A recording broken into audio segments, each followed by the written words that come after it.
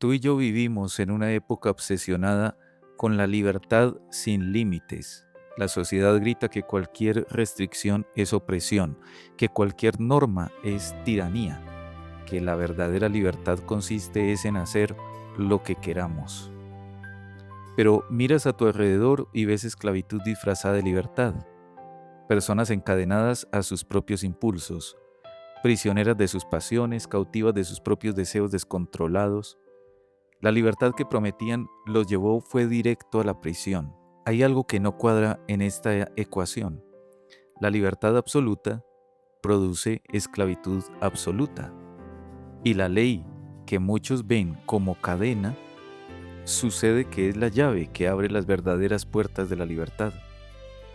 Esta es la paradoja que Santiago nos presenta, allá en Santiago capítulo 1, verso 25. Una ley que no esclaviza, sino que libera.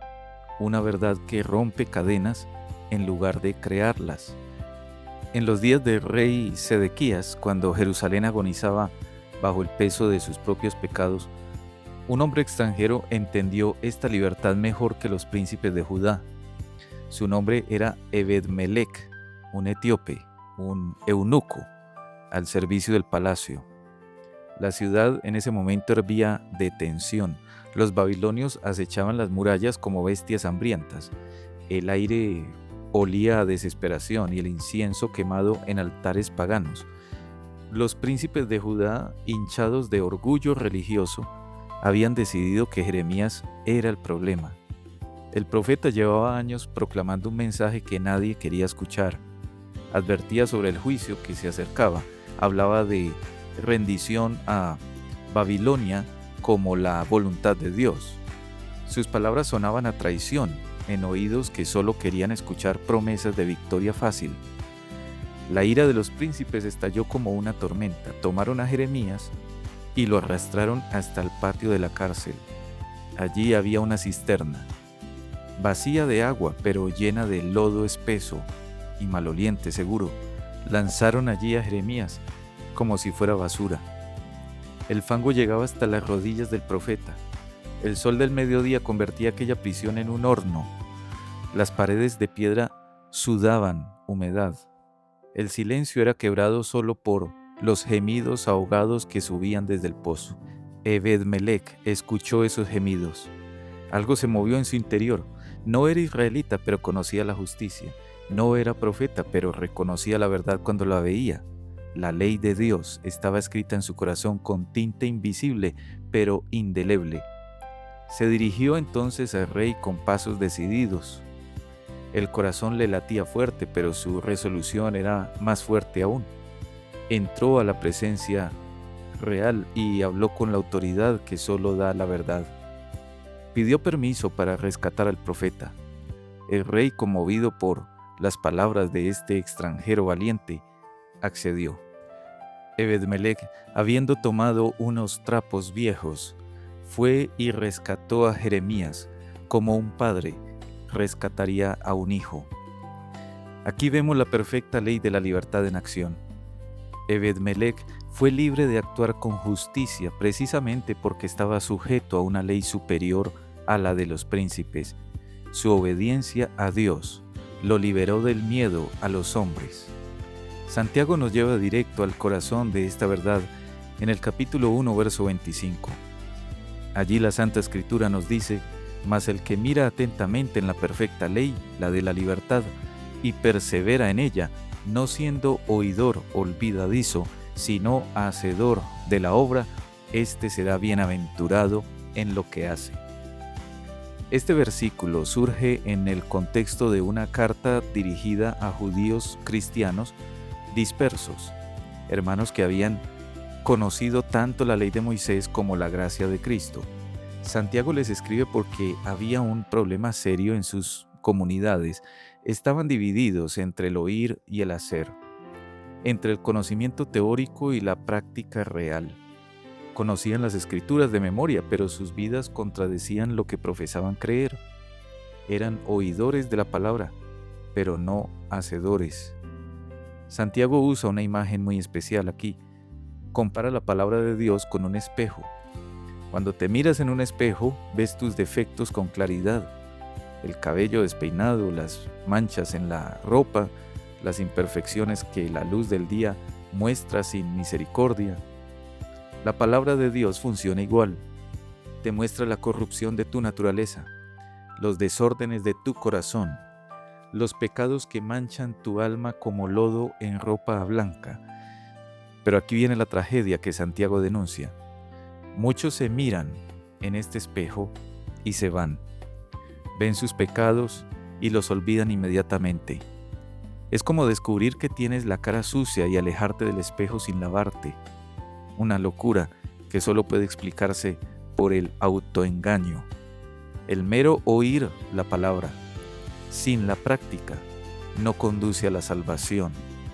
Es peor que inútil, es peligroso, porque produce una falsa seguridad. Te hace creer que estás bien cuando estás perdido.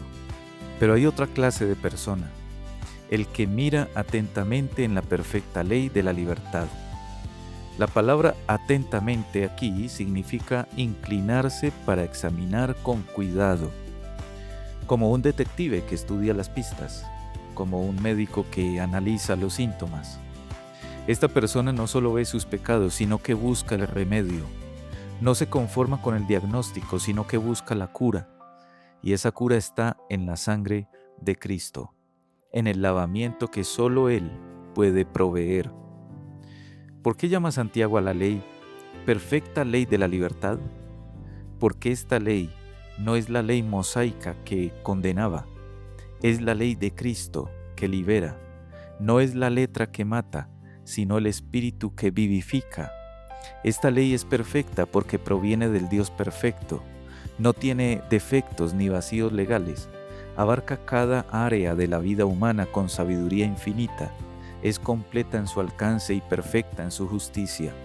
Es ley de libertad, porque no esclaviza al cumplidor, sino que lo libera del pecado. Cuando obedeces a Dios, experimentas la verdadera libertad. La libertad de ser quien fuiste creado para ser. La libertad de vivir en armonía con tu Creador. Matthew Henry explica que aquellos que se mantienen en esta ley son bendecidos en todos sus caminos. Pero cuidado con la distinción crucial. Son bendecidos en su obra, no por sus obras. La diferencia es abismal. Ser bendecido por tus obras sería salvación por méritos, sería ganar el cielo a pulso. Pero ser bendecido en tu obra es diferente, es experimentar la bendición de Dios como resultado de caminar en obediencia. La salvación viene solo por gracia, mediante la fe, pero esa salvación produce obediencia, y esa obediencia trae bendición, no como causa de salvación, sino como fruto de ella. Toda la revelación divina busca un propósito doble. Primero, llevar al pecador a Cristo para salvación. Segundo, guiarlo a vivir en libertad por el Espíritu Santo, el Espíritu de adopción, conforme a los mandamientos de Dios. Por la gracia de Cristo, el alma del creyente que es hacedor de la palabra se vuelve más idónea para la herencia de los santos en luz. Cristo se vuelve más precioso, la eternidad más viva, más real, y el pecado más aborrecible. Pero tú no puedes hacer esto por tu cuenta. Tu naturaleza caída se rebela contra la ley de Dios. Tu corazón prefiere la esclavitud del pecado a la libertad de la obediencia. Tu mente justifica la desobediencia con 1000 excusas. Intentas ser bueno y fallas. Te propones cambiar y caes.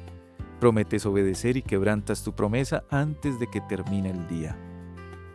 Y aquí es donde la cruz se levanta como la única esperanza, la cruz de Cristo. Cristo vino a cumplir la ley que tú y yo no podemos cumplir. Vivió la vida perfecta que tú y yo no podemos vivir. Murió la muerte que tú y yo merecíamos morir.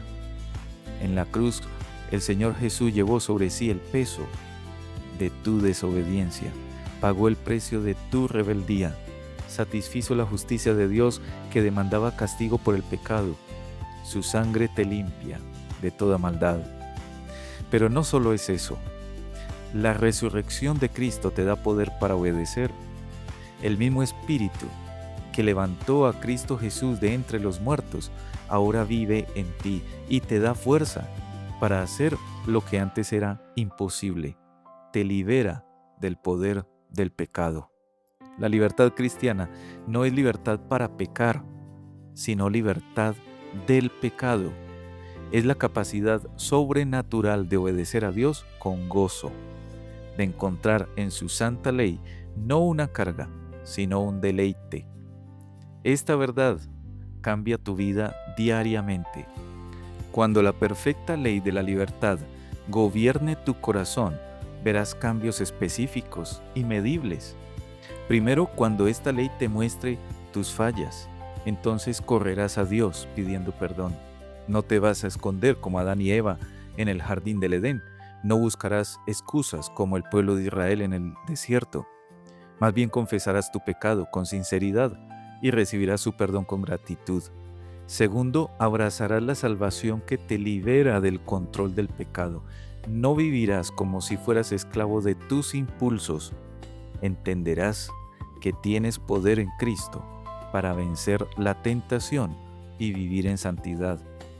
Tercero, usarás tu libertad para obedecer activamente a Dios en cada aspecto de la vida. En tu trabajo, procurarás siempre ser íntegro, no porque te vean, sino porque Cristo te ve.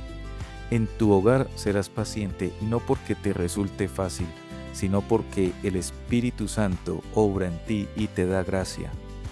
Cuando mires en el espejo de la perfecta ley de la libertad mañana por la mañana, no veas solo tus defectos, ve también el remedio. No solo el problema, sino la solución. No solo tu necesidad, sino también la suficiencia de Cristo. Porque la ley que te muestra tu pecado es la misma que te señala al Salvador. Y el Salvador que perdona tu pecado es el mismo que te da poder para vencer. Esta es la perfecta ley de la libertad, la verdad que te hace libre de verdad. La libertad más perfecta resulta ser la más gloriosa, porque te libera para obedecer y amar a aquel que te libertó, a Cristo.